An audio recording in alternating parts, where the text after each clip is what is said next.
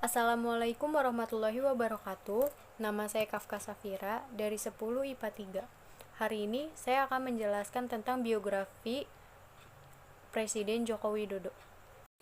Biografi Presiden Joko Widodo. Joko Widodo atau Jokowi lahir di Surakarta, Jawa Tengah 21 Juni 1961. Umurnya 59 tahun, adalah Presiden ke-7 Indonesia yang mulai menjabat sejak 20 Oktober 2014. Terpilih dalam pemilu Presiden 2014. Jokowi menjadi Presiden Indonesia pertama sepanjang sejarah yang bukan berasal dari latar belakang elit politik atau militer Indonesia. Ia terpilih bersama Wakil Presiden Muhammad Yusuf Kala dan kembali terpilih bersama Wakil Presiden Ma'ruf Amin dalam pemilu Presiden 2019.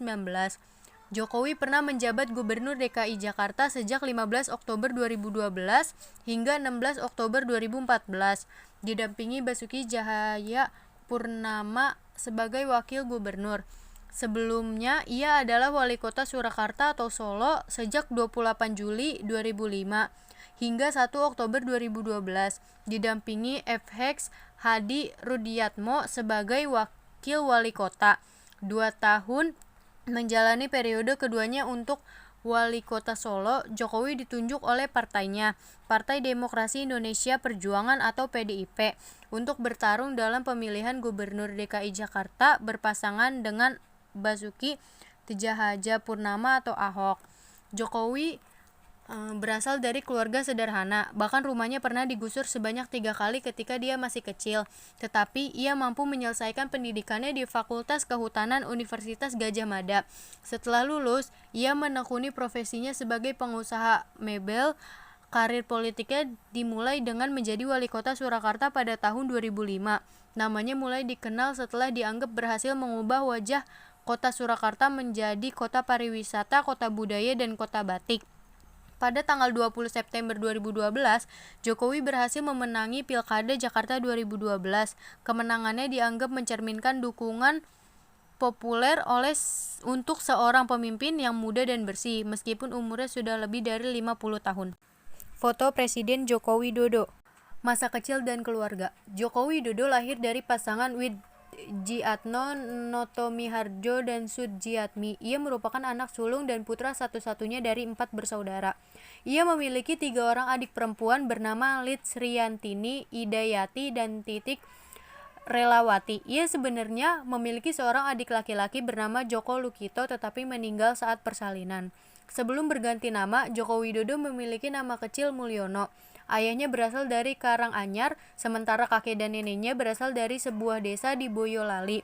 Pendidikannya diawali dengan masuk SD Negeri 112 Tirtoyoso yang dikenal sebagai sekolah untuk kalangan menengah ke bawah. Dengan kesulitan hidup yang dialami, ia terpaksa berdagang, mengojek payung, dan jadi kuli panggul untuk mencari sendiri keperluan sekolah dan uang jajan sehari-hari. Saat anak-anak lain ke sekolah dengan sepeda, ia memilih untuk tetap berjalan kaki, mewarisi keahlian tukang kayu dari ayahnya. Ia mulai bekerja sebagai penggergaji di umur 12 tahun. Jokowi kecil telah mengalami penggusuran rumah sebanyak 3 kali. Penggusuran yang dialaminya sebanyak 3 kali pada masa kecil mempengaruhi cara berpikirnya dan kepemimpinannya kelak setelah menjadi wali kota Surakarta saat harus menertibkan pemukiman warga. Masa kuliah dan berwirausaha. Dengan kemampuan akademis yang dimiliki, ia diterima di jurusan Kehutanan Fakultas Kehutanan Universitas Gadjah Mada. Kesempatan ini dimanfaatkan untuk belajar struktur kayu, pemanfaatan dan teknologinya. Ia berhasil menyelesaikan pendidikannya dengan judul skripsi studi tentang pola konsumsi kayu lapis dan pemakaian akhir di Kodia Surakarta. Selain kuliah, ia juga tercatat aktif sebagai anggota Mapala Silvagama. Setelah lulus pada 1985, ia bekerja di BUMN PT Kertas Craft Aceh dan ditempatkan di area hutan pinus Merkusi di dataran tinggi Gayo, Aceh Tengah. Namun, ia merasa tidak betah dan pulang menyusul istrinya yang sedang hamil 7 bulan.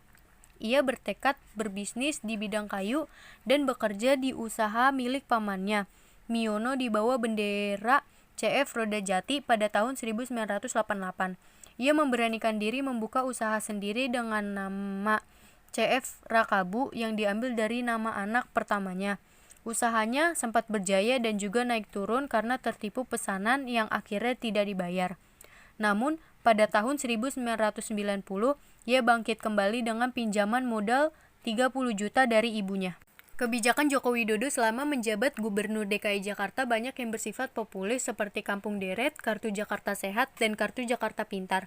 Namun beberapa juga mendatangkan keberatan masyarakat seperti dalam perbaikan saluran air, peremajaan bis kecil, dan sterilisasi jalur busway. Di awal menjabat, ia mendahulukan program bantuan sosial melalui Jakarta Sehat dan Kartu Jakarta Pintar. Dan setelah mendapat kendali atas APBD, menjalankan pembenahan saluran air di DKI Jakarta melalui program JEDI. Beberapa program transportasi warisan pemerintahan sebelumnya seperti 6 ruas tol dan monorel terhambat. Sebaliknya, ia berkonsentrasi kepada transportasi massal MRT Jakarta, penambahan armada Transjakarta, dan peremajaan bis kecil. Ia juga mengupayakan pengambil alihan pengelolaan sumber daya air melalui akuisisi Aetra dan Palya. Kebijakan di Papua. Jokowi memberikan perhatian khusus bagi Papua, terlihat dari frekuensi kunjungan yang terhitung sangat sering dibanding presiden sebelumnya dan banyaknya pembangunan infrastruktur di Papua. Di antaranya adalah pembangunan pasar tradisional dan jalan lintas Papua. Banyak bandara perintis dibangun dan dibenahi sehingga terlihat lebih baik dan kapasitasnya lebih besar. Ia juga menerbitkan Instruksi Presiden atau Impres nomor 9 tahun 2017 tentang percepatan pembangunan kesejahteraan di Provinsi Papua dan Provinsi Papua Barat pada Desember 2017. Pada kunjungannya ke Papua bulan Mei 2015, Jokowi membebaskan 5 tahanan politik OPM dan membebaskan wartawan asing untuk melakukan peliputan di Papua seperti halnya daerah lain di Indonesia. Jokowi beralasan bahwa Indonesia sudah harus berpikir positif dan saling percaya. Kebijakan Jokowi ini menuai pro dan kontra, terutama di kalangan DPR RI yang menyatakan bahwa kebijakan tersebut dapat membuat isu Papua dipolitisir ke dunia luar karena masalah Papua yang sangat sensitif. Agama. Jokowi memeluk agama Islam dan bercerita bahwa ia pertama kali naik haji pada tahun 2003 dan sesudahnya umroh minimal 4 kali. Namun menjelang pemilihan umum presiden 2014, muncul berbagai tudingan dan mempertanyakan keislaman Jokowi. Sehingga pada tanggal 24 Mei 2014, Jokowi menyatakan bahwa ia adalah bagian dari Islam yang rahmatan lil alamin.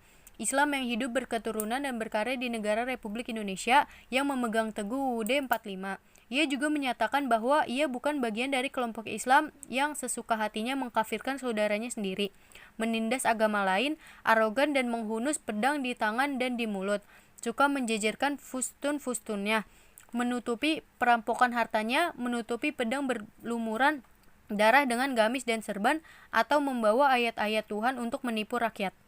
Penghargaan atas prestasinya oleh majalah Tempo, Joko Widodo terpilih menjadi salah satu dari 10 tokoh 2008. Kebetulan di majalah yang sama pula Basuki Cahayapurnama atau akrab dengan panggilan Ahok pernah terpilih juga dalam 10 tokoh 2006. Atas jasanya memperbaiki layanan kesehatan dan pendidikan di Belitung Timur, Ahok kemudian menjadi pendampingnya di Pilgub DKI 2012. Ia juga mendapat penghargaan internasional dari Kemitraan Pemerintahan Lokal Demokratis Asia Tenggara atau Delgosea. Ini atas keberhasilannya Solo melakukan regulasi yang manusiawi dan pemberdayaan pedagang kaki lima. Pada tanggal 12 Agustus 2011, ia juga mendapat penghargaan Bintang Jasa Utama untuk prestasinya sebagai kepala daerah mengabdikan diri kepada rakyat. Bintang Jasa Utama ini adalah penghargaan tertinggi yang diberikan kepada warga negara sipil. Pada Januari 2013, Joko Widodo dinobatkan sebagai wali kota terbaik ketiga di dunia atas keberhasilannya dalam memimpin Surakarta sebagai kota seni dan budaya, kota paling bersih dari korupsi, serta kota yang paling baik penataannya. Oleh KPK, dia diberi penghargaan atas keberaniannya melaporkan berbagai barang gratifikasi yang diterima, atas kemampuannya mensosialisasikan program-program pemerintah sehingga mendapat dukungan masyarakat banyak. Ia diganjar sebagai Marketer of the Year 2012 oleh Marplus Conference 2013 Marketing into Innovation and Technology. Sekian penjelasan dari saya, kurang lebihnya mohon maaf. Wassalamualaikum warahmatullahi wabarakatuh.